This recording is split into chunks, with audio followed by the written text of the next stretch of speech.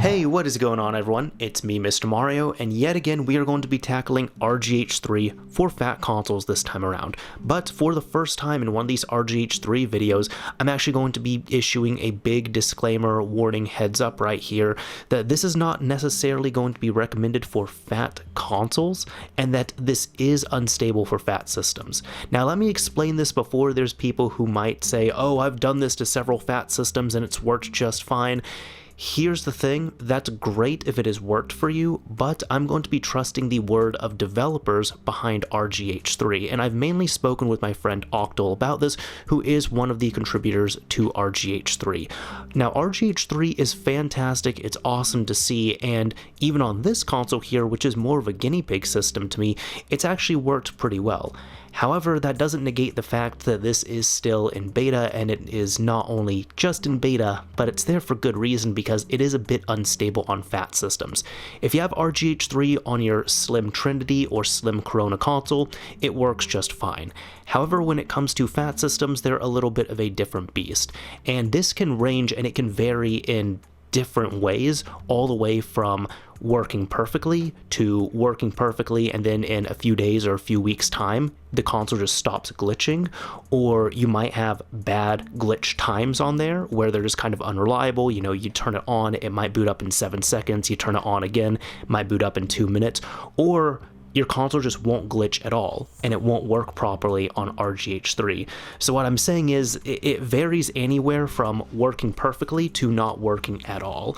And that is why I'm saying here that this is not going to be necessarily recommended for Phat systems if it's going to be something that you're really wanting to make sure it's more rock solid and works long term.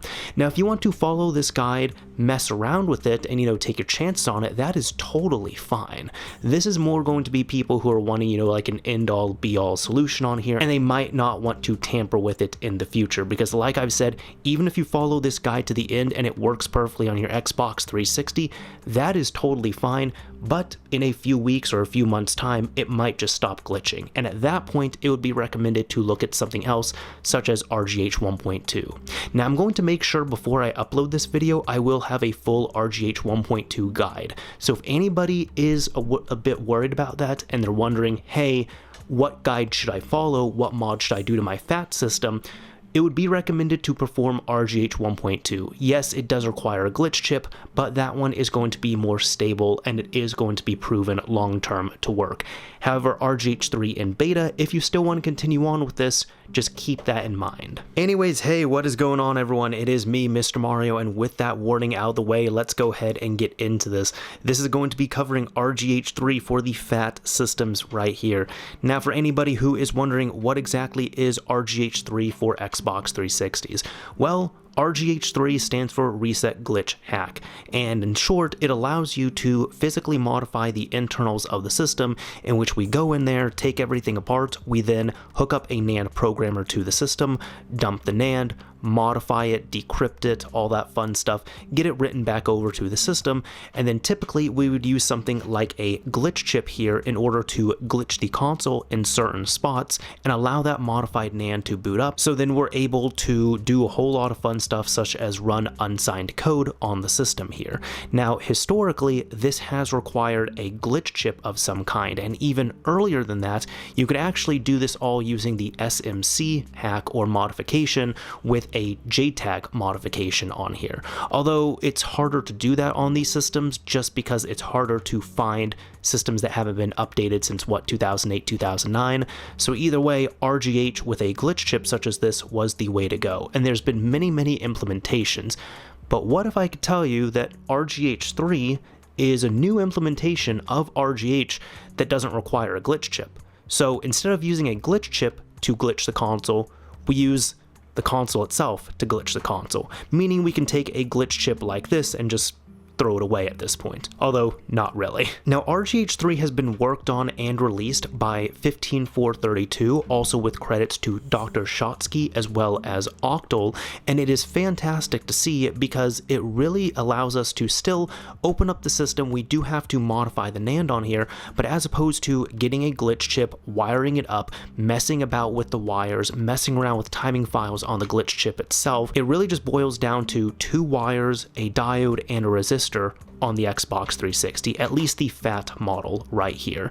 So it's really cool to see, and in my opinion, as I've said in the other videos, this is kind of like the final frontier of Xbox 360 hard mods in a way. Now at the beginning of this video, like I said, I did have a warning saying for Phat systems here, this can be unstable and it's not necessarily going to be recommended, but here's another thing to keep in mind for Phat consoles. This will not work on all Phat consoles, and we can simply verify this by checking the motherboard on this console. So this works specifically for Falcon motherboards, Opus motherboards, since they are the same as Falcon just without HDMI, and Jasper motherboards. If you have a Xenon or a Zephyr motherboard, RGH 3 is not for you. Using something such as external clock like EXT_CLK, that will work for earlier models of the Xbox 360, but if you have a Phat system, it has to be a Falcon, an Opus, or a Jasper in order to take RGH 3. And we can check that real quick here. I am going to have a diagram on screen showing how you can tell which motherboard your Phat system has, and then once you check out that diagram, you're going to have to look at the back of the system, and you will have to look at the power plug. Let's go ahead and do that real quick. So over here on the back of the system, you will have to look at the power plug like this, and I will also shine a flashlight in there, and as you all can see, and even if you can't see it, it's fine, but if you can see right there, this denotes that this motherboard is a Falcon motherboard, because it does have the Falcon style plug for 175 watt power supplies, and it has HDMI, so this here is a Falcon motherboard, although this system, spoiler alert, has also been modified with RGH 3, so I know that this system will work.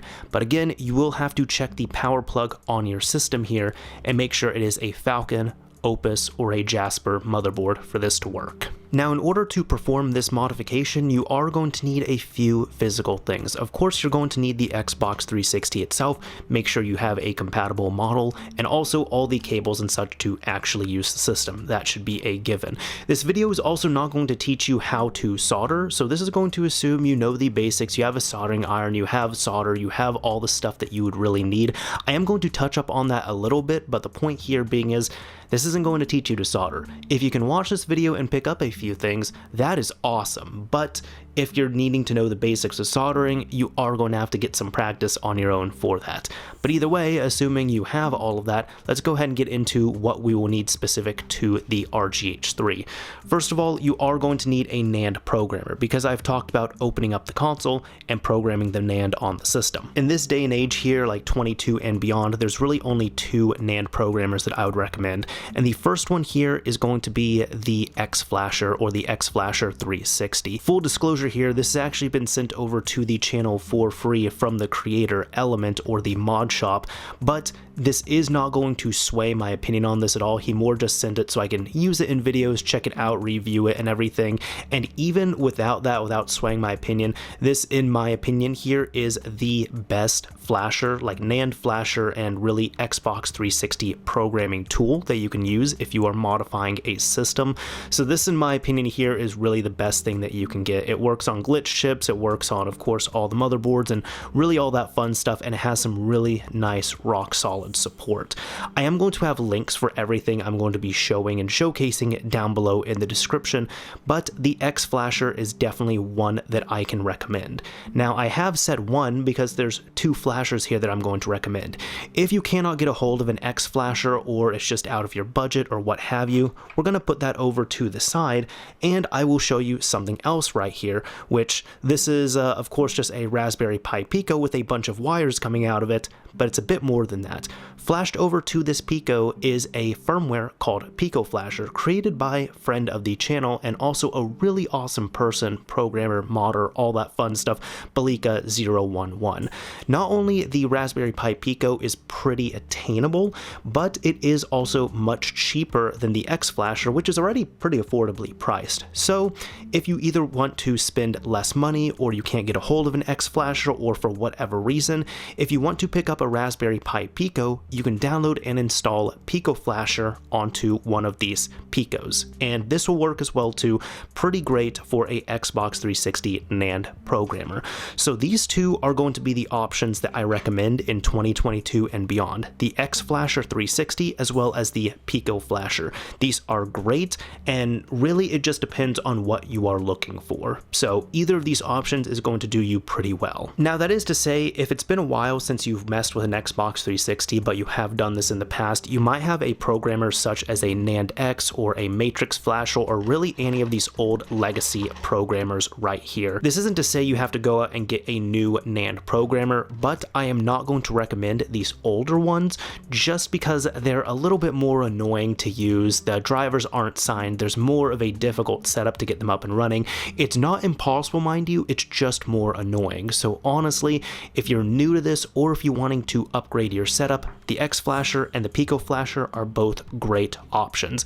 But if you're going to use something you might have lying around, such as a NAND flasher or a Matrix Flasher, you can still adapt this tutorial to using this older flasher, but this tutorial is only going to officially cover these two flashers right here. You will have to set this up on your own and get that up and running, which is fine if you're going to take the effort to do that. But again, one more time, if you are looking to buy a new flasher or get set up with a new flasher, the xFlasher and the PicoFlasher, these are the only two that I'm really recommending from this point going forward. It's also going to be recommended, and it will be much easier for your sake if you use some flux during this installation. So I've been using this Kingbo flux for several years at this point, even if you can't really find it as easily, using like RMA 218 flux, or really any type of flux that you are comfortable with. As long as it is proper electronics flux, it's not like plumber's flux or something, as long as it is some good flux like this, that will help you out quite a bit, and it's only going to make your install better and make it a bit easier for you. I'm also going to recommend using something like 30 gauge Kynar wire or wrapping wire, whatever you're going to call it right here. It goes by any of those names here, but I'm specifically going to be recommending the solid core stuff.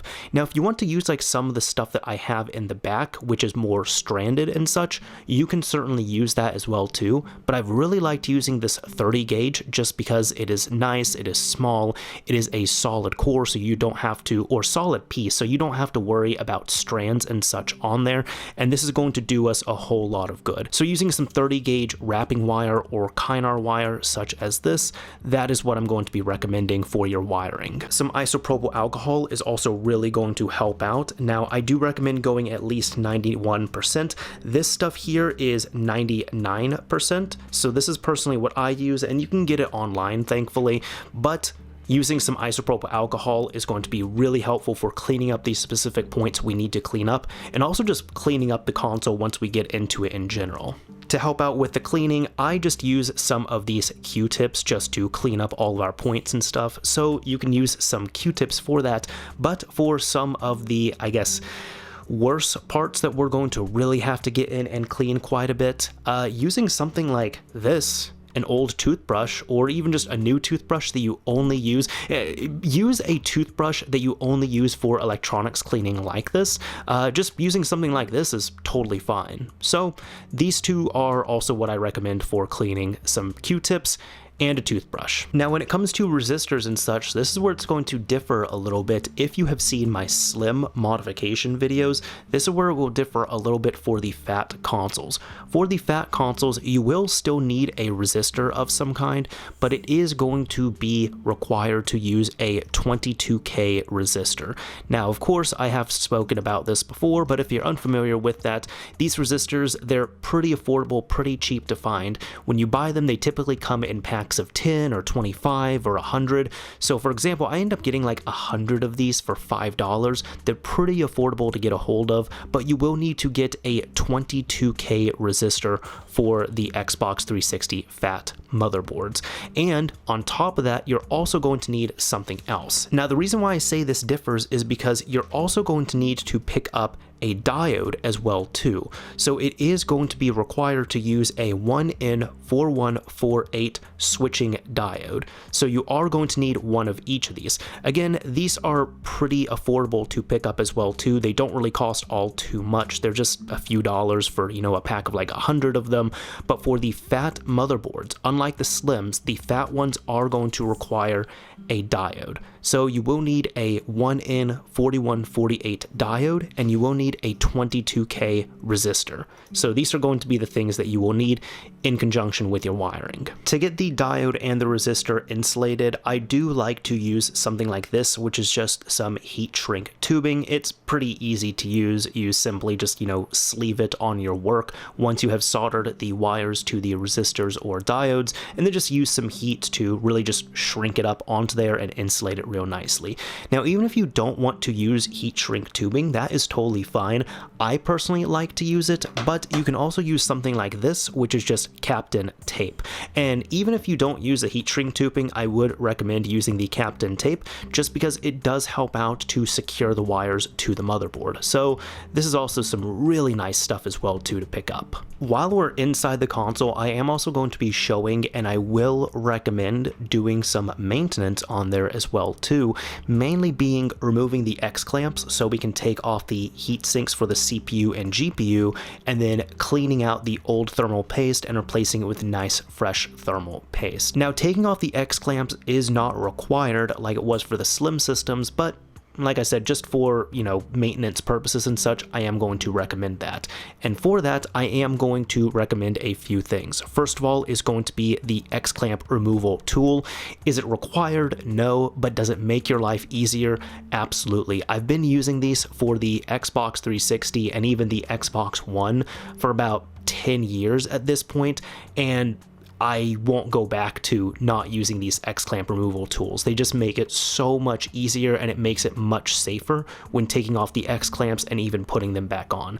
So the X-clamp removal tool is absolutely awesome to use, and now this is where people kind of differ on their own variations, opinions, and such, but not only with the removal tool. In order to remove the old thermal paste, I still use this from back in the day because it works pretty well, but I use ArtiClean, just a 1-2 solution in order to remove the old thermal paste as well as purify the surface to get it ready for some nice fresh thermal paste. Of course, you can also use something else such as isopropyl alcohol to clean everything off, but typically I end up just using these and also use like a paper towel or Q-tips or something for that. If you have worked on Xbox 360s in the past, you've probably been familiar with that stuff.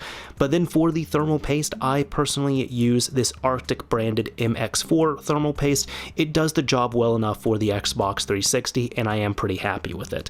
So just something like that. The X-clamp removal tool is great, but then something to remove the old thermal paste, and of course, nice fresh thermal paste.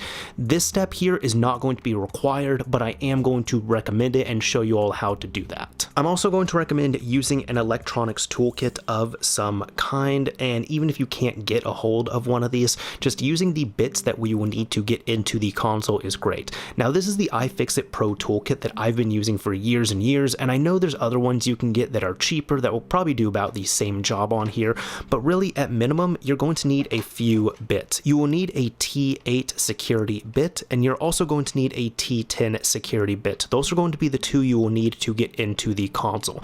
There's also going to be some tabs around the back that we're going to need to pop, so using a small flathead bit of some kind is really going to help out. So if you have a small screwdriver or just a small flathead bit of some kind to pop those tabs, that is going to be helpful, and those are really going to be like bare minimum the 3 things you'll need to get into the Xbox 360.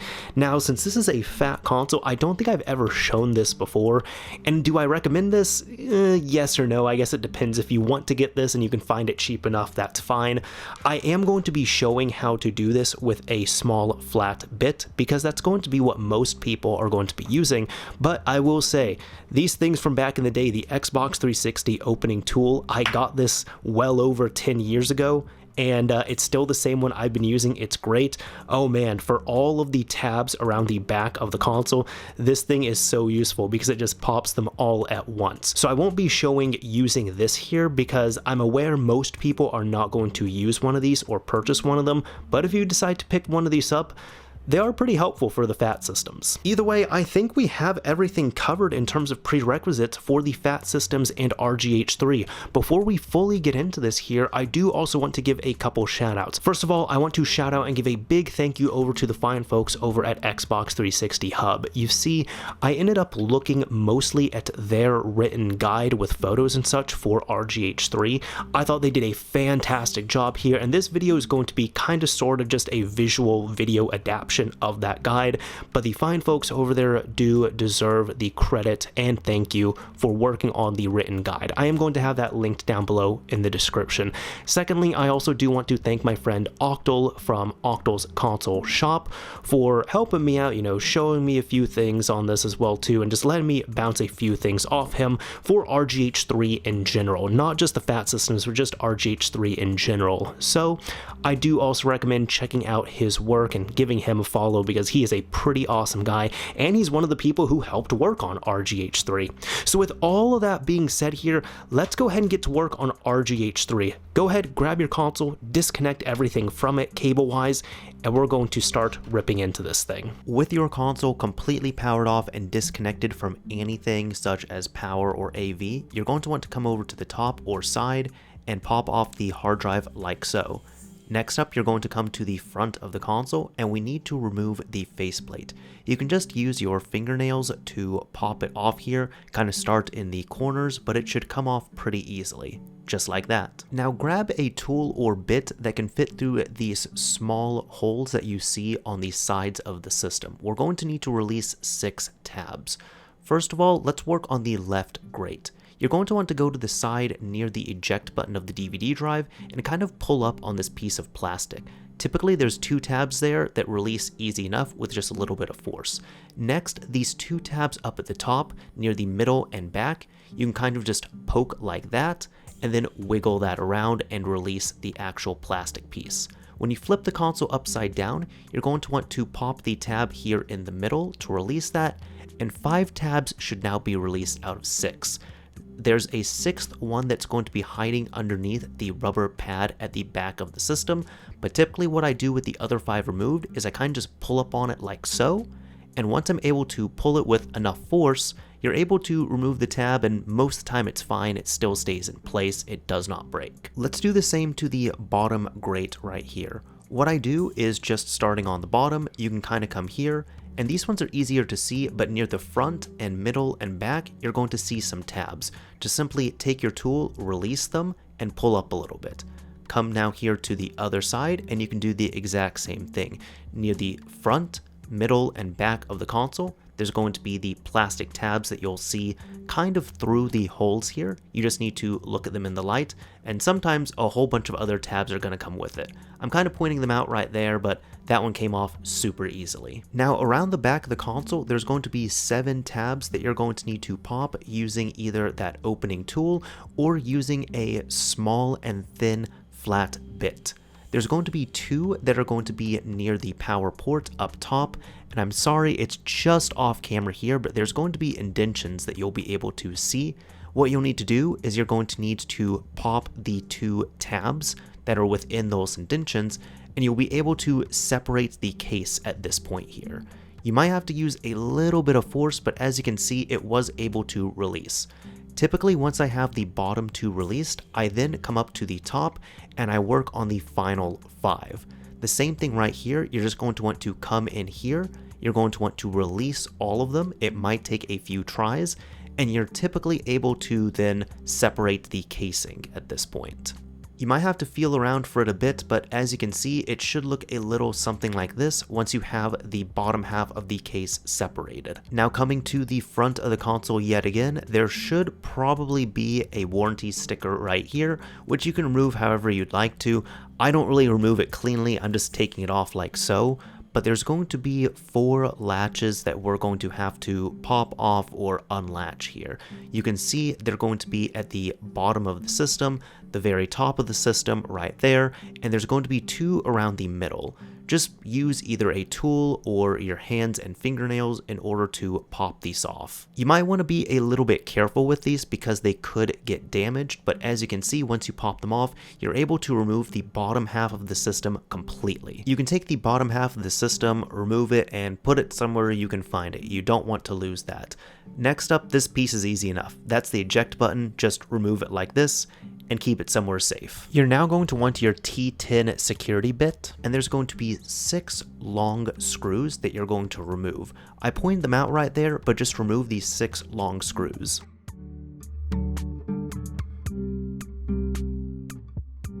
Once they're all removed, you should be able to flip the console right side up, and at this point you can gently lift up on the top of the console right here to show the innards. Now if it's not coming off easily, you might have to just kind of go around the system and loosen up a bit.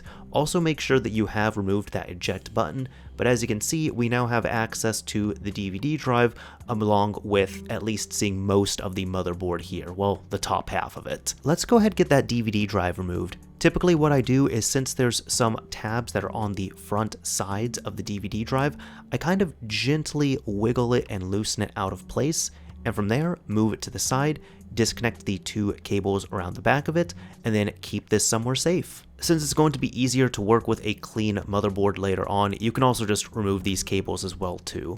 Just for the power cable, make sure you put it back in properly or else you're going to fry your drive. From here, you can also remove the fan shroud, so you can pop the tab in the top middle of it, but typically what I also do is you can even kind of just wiggle it around a bit like that, kind of bend it in, and it will typically release. So we have more clearance and access to everything now. Now for the fans, you're going to have to remove the fans and also disconnect them from the motherboard, but you might notice the connection is a little bit tight there. So sometimes if I'm having issues with that, what I do is I kind of just do a little something like this. You can bend up the top a little bit, and you don't even have to use any tools, just kind of use your hands and a little bit of force here. You don't want to be destructive. You can use one hand to keep the fans held down and use another hand to kind of pull up on the metal just ever so slightly, so this way you can loosen them, and once they are loosened, you can pull them a bit forward like this. You can then gently remove them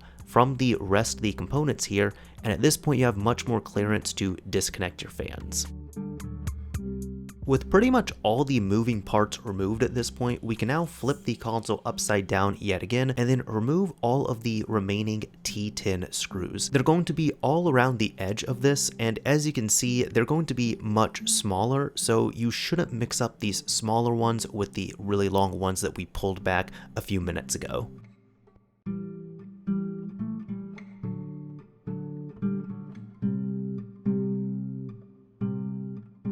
With all of the T10 screws removed, let's focus on the RF board. Here, we're going to need to remove 3 screws, but just take this plastic piece covering the LEDs, pop it off, and keep it over to the side. Now grab a T8 security bit and remove the 3 black screws holding in the RF board. Just easy enough here, loosen them up, remove them, and at this point, you can then easily disconnect the RF board. We're almost done here. Flipping this upside down yet again, right around where the X's are, there's going to be 8 T8 security screws that you're going to have to remove. Easy enough, just remove all 8 of these. And by the way, if you do not have these screws here, well, that might spell some doom and gloom for your 360. In short, there might have been a bolt mod done to repair this at one point, meaning this console might have had a red ring of death before, and in short, it's just not great for the console. But if you do have all of these screws here, that is a good sign, but we still need to remove them for the time being. Once they're all removed, flip the console right side up. Now gently grab the heatsink, and you can kind of pull out the motherboard like that, move the chassis over to the side, and here we go. We now have the motherboard to work with. This thing also really needs a cleaning. Now this step is going to be optional yet recommended. Again, these consoles are old and dirty. So for this, we're going to work on replacing the thermal paste, and for this, we're going to have to remove these X-clamps. What you can do if you're using the X-clamp removal tool is kind of come in like this. You're going to want to go into the middle of where the X-clamp is holding onto each peg here. You don't want to be on top of the X-clamp or underneath it, but kind of in the middle. You're going to want to go about halfway, and then you're going to want to apply some pressure and just kind of bend in and lift up like that. Easy enough. However, you might notice since there's two right next to each other, you might run into this little awkward maneuver like this, where as you can see, I mean, I'm just kind of demonstrating, I'm trying to get it in there, but you're not going to get it in there at this point. So typically what I do is I'm able to remove the two over on the side for one of the X-clamps, and then you can kind of just finagle and move the X-clamp around a bit like this. If you're able to move it around just enough, you'll be able to pop it off one of the third pegs or legs, and then at that point you can just completely remove it from the final one. So here we go. Once you're able to release that first X-clamp, you're going to want to gently lift up on the motherboard and remove that heatsink like so, and now we have much easier access to the second X-clamp. Optimally, what I like to do is work on one of the legs just like that, pop it in about halfway, lift up, then go to the complete opposite side and do the same thing there. It does make it much easier seeing it at this vantage point, but as you can see, halfway, lift it up like so, then you can work on any of the other two. Typically you should be able to get the third one with some ease as well, and then the fourth one pops off super easy. And at this point now, you can also remove that second heatsink. You might have to push down on the pegs just a little bit, but as you can see, we now have a naked Xbox 360 motherboard. So here's where I come in with the 1-2 punch of the Arctic Clean Thermal Paste Remover. Now, you can use different things. You don't have to use Arctic Clean. You could also use isopropyl alcohol or anything else that does work for this. But typically what I do with the Arctic Clean is I come in here to both the CPU and GPU dies and put a bit on here, and I also do the same thing on the CPU and GPU heatsinks. Kind of just be a bit generous with it, but a little bit of this stuff goes a long way. From here, I typically wait several minutes before I remove it. I waited about a minute here, but it's easier to start off with the heat sinks, so just come in, remove the thermal paste off of the heat sinks. It might be really stuck on there, but usually it's not all too bad to get a lot of it off in the first run here. And if you don't get all of it off, don't worry, you might have to do this 2, 3, maybe even 4 times when you're hitting this with the #1 solution, which is going to be the remover if you're going to be using Arctic Clean. But like I said, I just come in here with a paper towel, work on removing these from the heat sinks themselves, and typically the first time around, if you let it sit for long enough, it does a good enough job. Now after a bit longer, I came over to the CPU and GPU heat sinks, and what I did was just come in with a Q-tip this time around. And you really don't want to handle this with all too much force because there's a lot of small components on here. But I just use a little bit of force to really push off the really gunked together stuff like this. But then on the actual tops of the dies, you just want to be gentle with kind of spreading around, removing it, and taking it completely off of this here.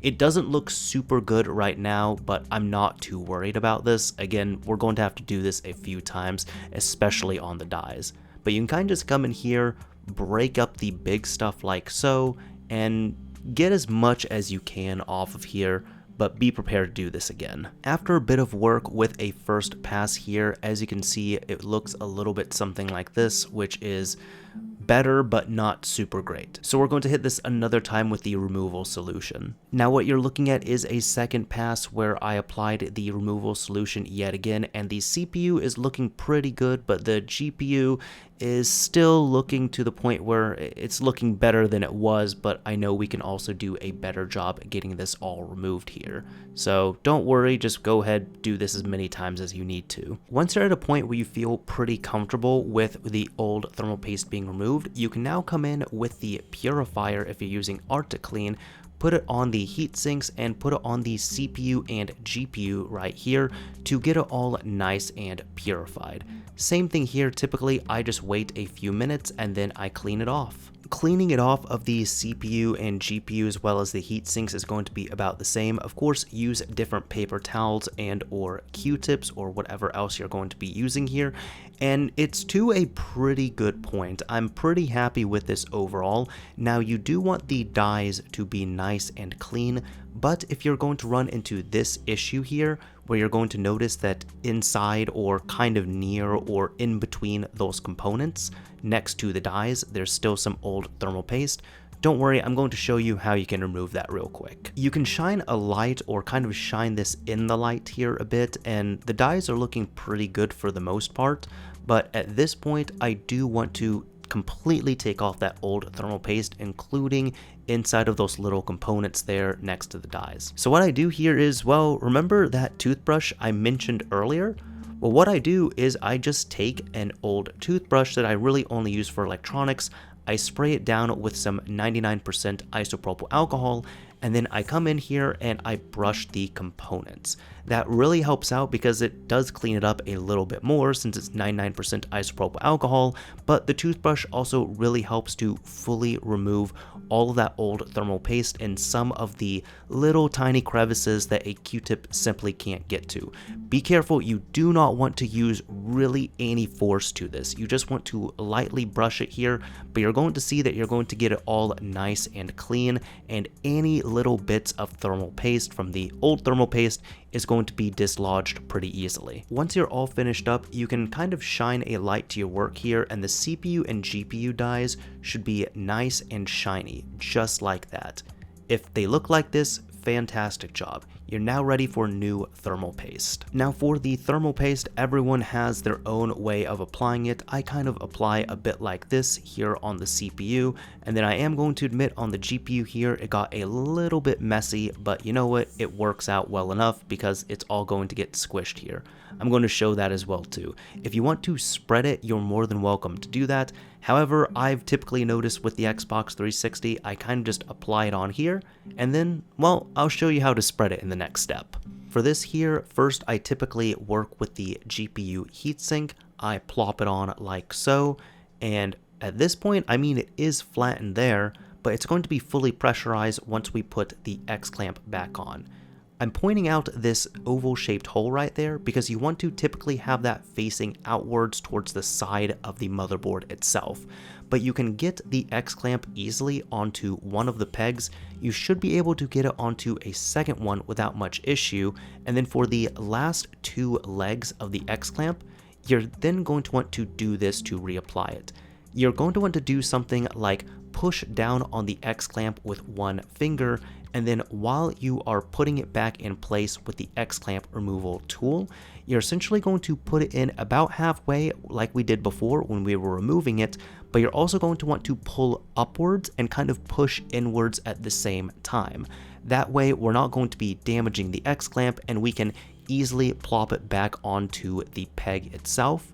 And at this point here, as you can see, we now have the X-clamp popped back on within a few seconds. So that's for the GPU. We can now work on the CPU a bit easier since that one is going to be taller. For the CPU heatsink, you're going to want to face it the proper way for airflow. So make sure you kind of face it properly like this.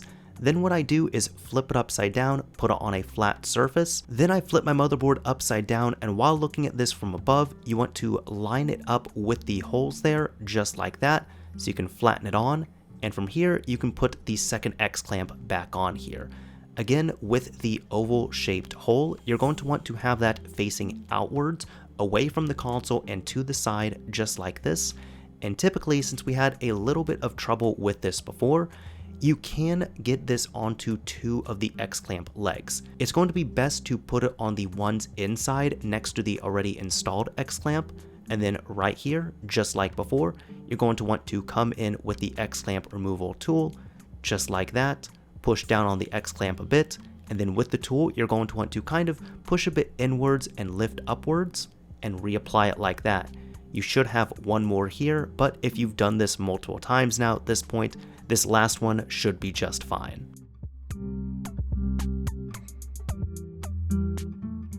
And there we go. As you can see, you are now able to reinstall the X-clamps easily enough. So all the preventive maintenance for the console itself, at least in terms of cleaning and repasting, has been completed. We can now work on actually modding this thing. Alright, so what I like to do for RGH3 is I like to get the RGH3 wiring in first, and to do that we're going to have to do some wire preparation outside.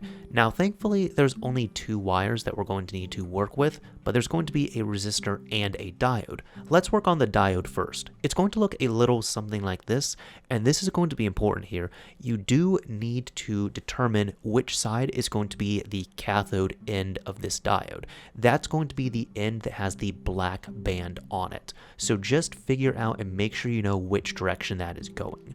Right here, what I do is I end up taking a white wire and I kind of just draw a little bit of black on it using a Sharpie, but in hindsight, it probably would have been better to use another colored wire for this. Either way, as long as you know which orientation that end of the diode is, that's going to be important. Now, what I do to prepare these is I simply take the diode here. In this case, I end up trimming a good amount of the leg because it doesn't need to be that long. And also grab your wire, go ahead and make sure it has been stripped accordingly. And then I like to just dip these into flux to prepare them. So you can add some flux to these and then solder onto each of them a little bit just to tin them. At that point, you can also add a little more flux to each end after they've been soldered to, and then simply line them up and solder them together. You'll have to do this on one side of the diode and then do it on the other side of the diode.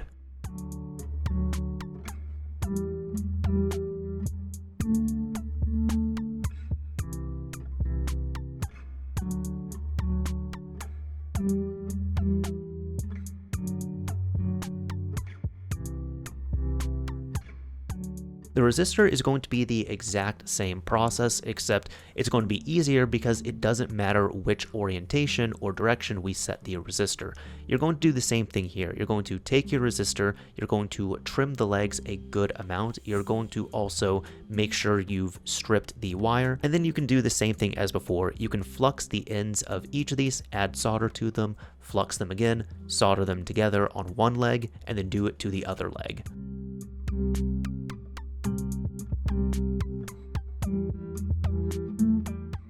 Now this is important. Before we completely seal this up, we also want to clean up our work. So just take something like a Q-tip and some isopropyl alcohol and clean up your wires. Finally, to really wrap up the process with our wires, we will need to insulate them. Now if you're going to choose to do the same thing I'm doing here and use heat shrink tubing, you're just going to want to take a small piece of heat shrink tubing, run it over the wires, and make sure it is completely covering the resistor and the diode for whichever one you're working on. At that point, just introduce some heat and you should be good. As you can see here, I'm using a barbecue grill, which seems to do the job for me just fine, although you're going to want to lower the flame a little bit, and you're also going to want to give it some distance because you do want this to get nice and hot so it ends up shrinking and adhering to everything we worked on.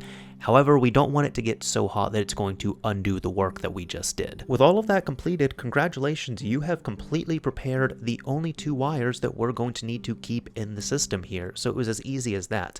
Now let's go ahead and move over to our console, and we're going to prepare all of our points on the motherboard for preparation to get these wires tacked in. First of all, let's get our console flipped over. I know there are top side points we can use, but I'm going to be using the bottom side points for my installation just because I personally like the look and feel more of using the bottom side points for this.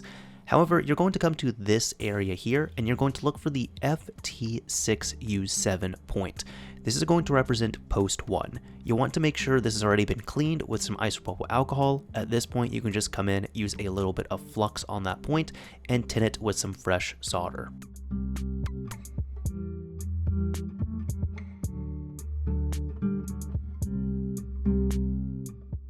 Excellent. With that all done, let's flip the board upside down. We're going to come to the complete opposite side here, and we're going to be looking for the PLL point. Again, do the same thing, make sure it's cleaned, and then just add some flux and tin it with some new solder.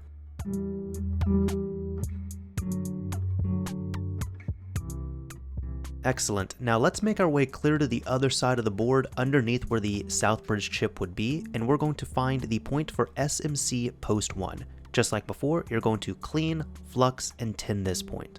Now for our final point, we're going to keep it on the bottom of the board, and we're going to be using an alternative point for SMC PLL. It's going to be just above the FT2R2 point and right underneath this hole. You're going to want to locate it, clean, flux, and tin it.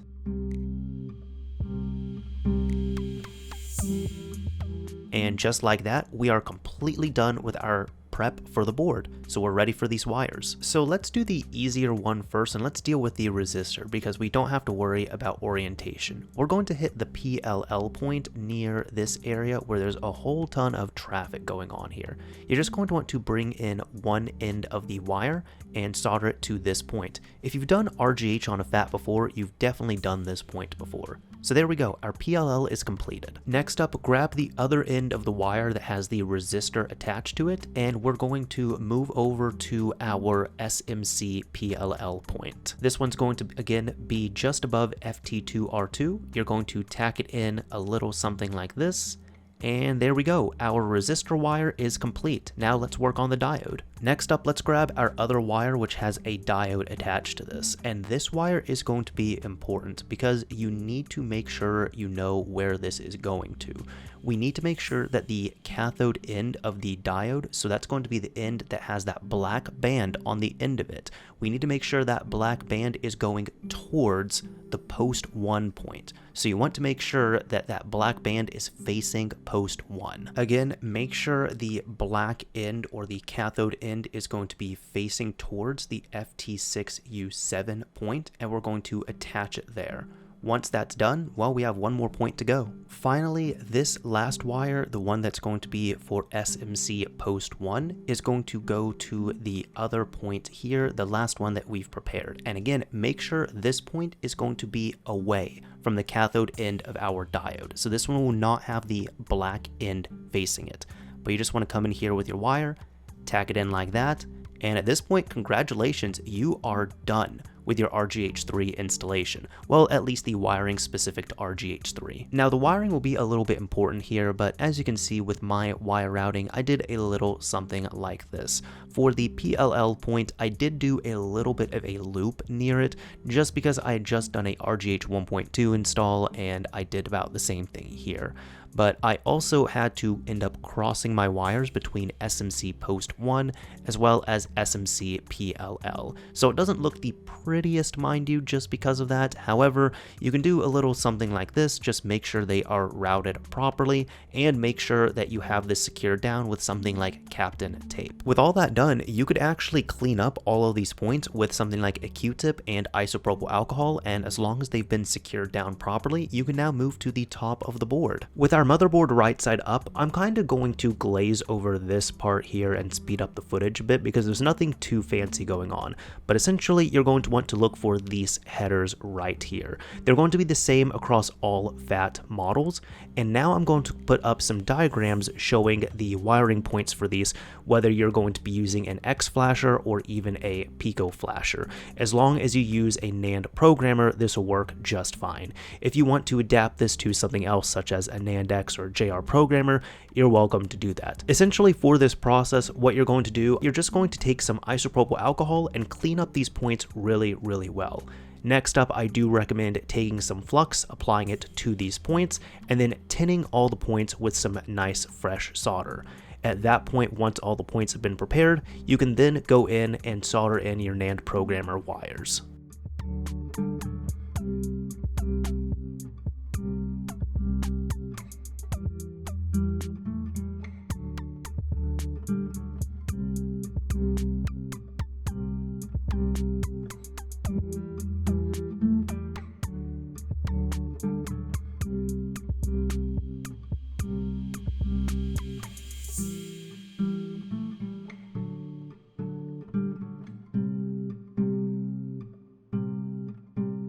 So awesome, we can now let the soldering iron rest for a bit. All of our wiring should be installed on the console, and at this point you're going to want to take your RF board and connect it to the front. Then grab your fans and connect them to the fan connector at the back of the console. When you connect up your fans, you're also going to want to plop them kind of sorta between the two heat sinks here, just because we are going to run the console like this for a little bit of time. Because of that as well, you're also going to need to bring your motherboard like this over to your computer so you can reprogram the NAND, but you're going to need to bring over a power supply because we will need to connect it to power. Do not turn on the console right now. I will tell you when to turn it on, just make sure it is connected to power. Lastly, what we can do is take our xFlasher, if you're using this, and set the top switch to SPI mode. Then take the connectors that we have for the NAND wires and connect up that connector over to the xFlasher 360. If you're using a PicoFlasher, everything should already be connected. Now again, go over to your computer and let's get this hooked up. So now over at your computer, you're going to want to download a few things to get this all set up. And as usual, I'm going to have everything linked down below in the description. First of all, we're going to want to come over to Octal's console shop, and we need to download his build of JRunner with extras. All you need to do is come over here, go over to downloads, and click on JRunner with extras. This should take you to the latest build available here, and wherever you find it, all you need to do is come down here and download the latest JRunner with extras zip file. Now all you need to do is save this somewhere you can easily find it, like your desktop here, and once you have it available, all you need to do is right click and extract it into its own folder. It should give you a JRunner with extras folder, and now at this point all you need to do is open up the JRunner executable. It should look a little something like this, and at this point you are in. Now we do need to set up our NAND flasher, so this is where you need to decide what you're going to be using. Now again, as I said earlier in the video, if you're going to be using one of those legacy flashers like a JR Programmer, a NANDX, a Matrix flasher, you'll kind of have to install that and adjust this to those flashers, but I am going to be covering the two flashers that I recommend here going forward, which is the xFlasher 360 and the PicoFlasher, both of which are compatible on JRunner. So first of all, let's go ahead and install the xFlasher if that's what you're going to choose to use. Now to set up our xFlasher, this is pretty simple to do. All you need to do is take the device itself, hook it up to your computer through USB, and with some luck, it should hopefully just show up here. Now, just to be secure on this, we can also click on the xFlasher option, click on Install Drivers, and say yes to this pop-up. Just hit Extract on the xFlasher Drivers Extract option, and now walk through the driver installation. There we go, we should have these two as ready to use. Hit finish. So at this point we should be good. Our next option here is going to be PicoFlasher, and if you're using this, you will have to flash a firmware onto the Raspberry Pi Pico. The link for PicoFlasher of course will be down below in the description, but once you come over here to the GitHub page, all you need to do is go over to the releases section and download the latest PicoFlasher.uf2 file somewhere you can easily find it. Just like before, I've saved this to my desktop. Now at this point, you're going to want to grab your Raspberry Pi Pico and you're going to want to hold down the only button on there, which is boot cell, short for boot select. When you're holding down that button, you're going to want to plug in the USB cable to the device and to your computer. Make sure you're holding down that button before you hook it up to your PC and keep it held down. You'll want to bring up your drives and pay attention here, but once you do that, I'm going to plug this in, and you should see a new device pop up. Once you see this here, RPI RP2, you can let go of the boot select button, but keep your device plugged in. All you need to do is open this up, copy out the PicoFlasher.uf2 file, and paste it. At that point, it should close out, and that's all there is to it. At this point now, you can physically disconnect the PicoFlasher device from your computer and plug it back in normally. With it all hooked up, we can now open up JRunner, and as you can see, the PicoFlasher is showing up on here, confirming that we have been able to successfully flash our Raspberry Pi Pico, so we've now turned it into a NAND flasher for the console. So there you go, that's how you can set up either one of these flashers. So now that we're all set up and ready to go, this is how everything should be. You should of course have JRunner running, you should have your NAND flasher installed, and if you're using the xFlasher, make sure it is in SPI mode. Of course, if you're using the PicoFlasher, wired up accordingly for Phat consoles. Now at this point, you need to make sure, again, your console is plugged into power, but not on. You need to have your NAND flasher hooked up to your computer, and with everything set up now, let's go ahead and read our NAND.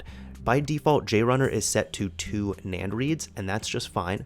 So we're going to click on Read NAND, give it a bit. So there you go, if you soldered everything successfully, a flash config should come up, you should see your motherboard here, and it should automatically start reading your NANDs.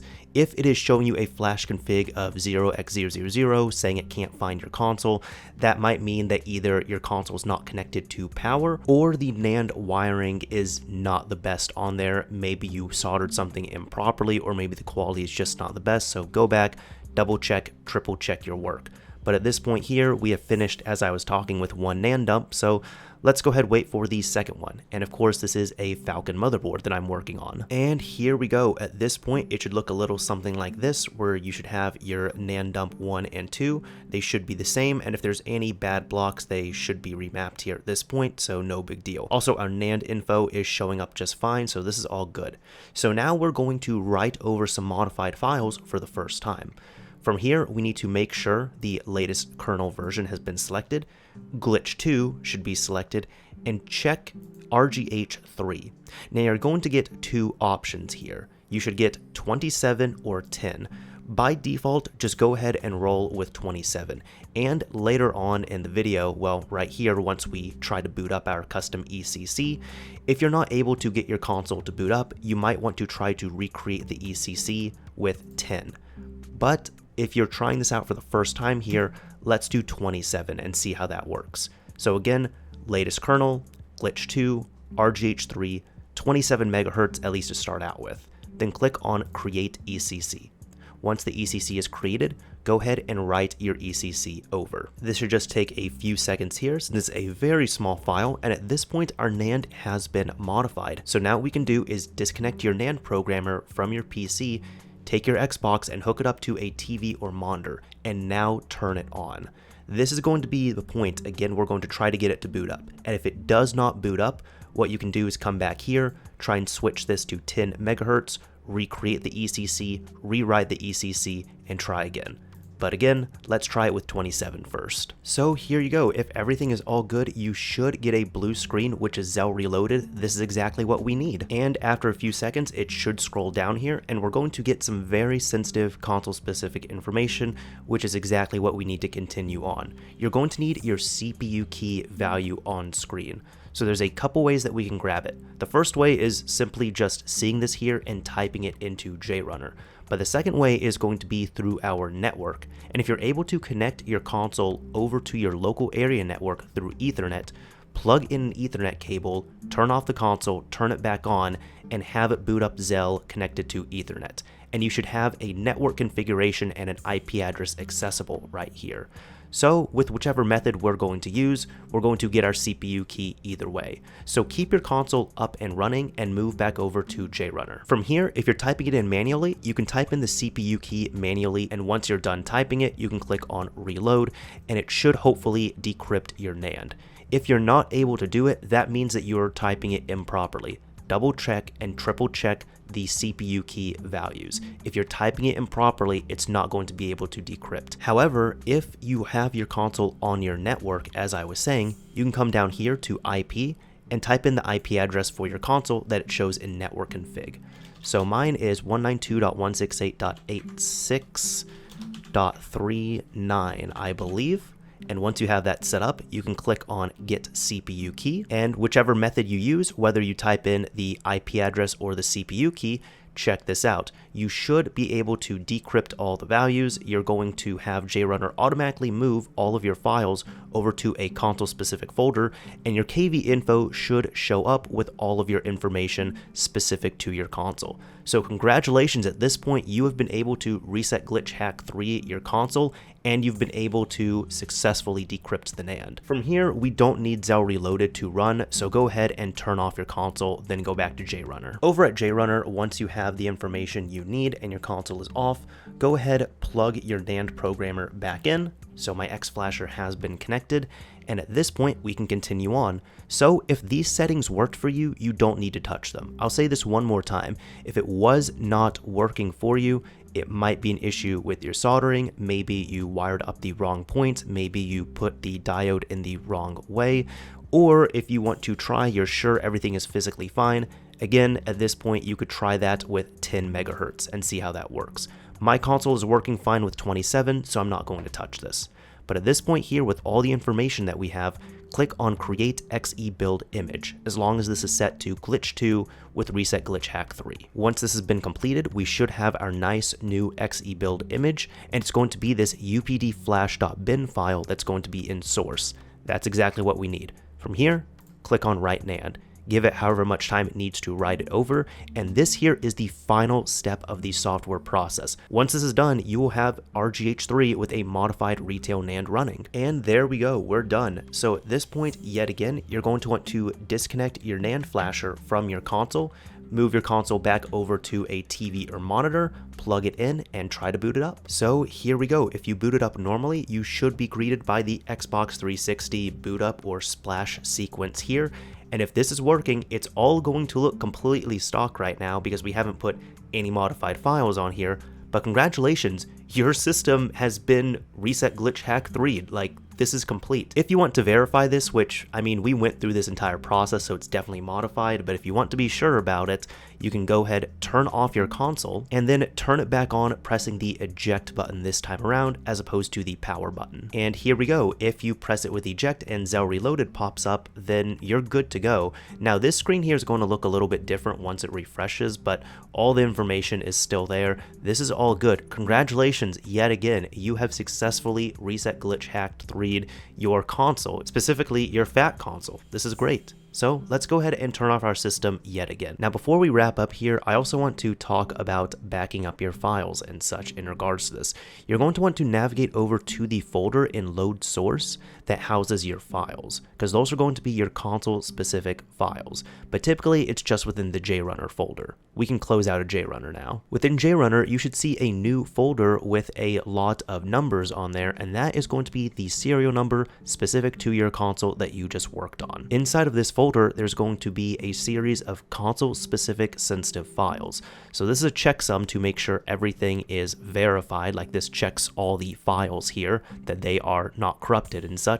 But you'll have your CPU key, your fuses, your glitch that we created, KV info, your original retail NAND dumps, and your modified retail NAND dump. So you want these files on hand. What you can do is you can take these files, zip them up into an archive, upload them into a cloud backup somewhere, but you need to have these somewhere backed up, safe, and accessible in case anything ever goes wrong software-wise with your console, in case you ever run any bad applications that corrupt your NAND, if you ever flash a new NAND that's corrupted, if you ever mess around with your NAND and you mess it up somehow, it's going to be much easier to just wire up your NAND programmer again, grab the updflash.bin file from here, and reflash it over. If you ever want to go back to retail, you need to undo the RGH3 wiring on the bottom of the board, and you would reflash NAND dump 1 or NAND dump 2. Now, it's worth noting here that if something does go wrong, there are ways that you can rebuild your NAND and such, but look, it's just, we have all the files here, and it's much easier to just do it right the first time and back up the files while we have them. So again,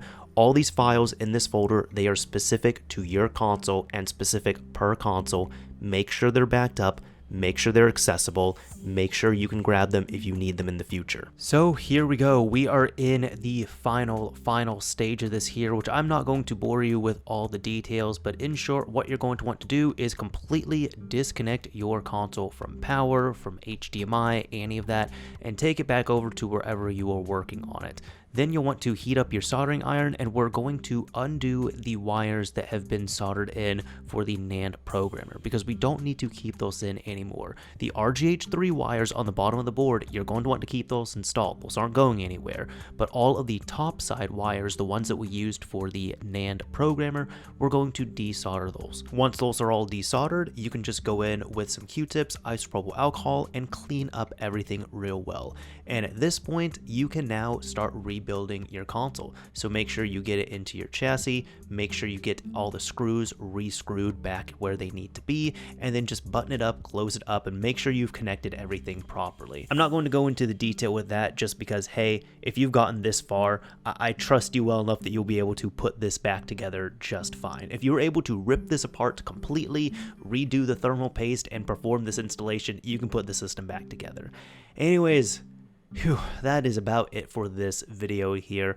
I appreciate you all waiting so long for this RGH3 video. I know I've kind of been dragging my feet on it a bit, but hey, now we have all the RGH3 videos out. We have one for the Coronas, we have one for the Trinities, and of course we have one for Phat systems. So I am happy to have this out there, and I hope you all enjoyed it. If you did enjoy it, whether you were following along, or just learning, or just wanted to be a little bit entertained, I hope it was entertaining, I hope it was educational, and if you enjoyed it, a like would absolutely be appreciated. If you didn't like it, a dislike is fine as well too.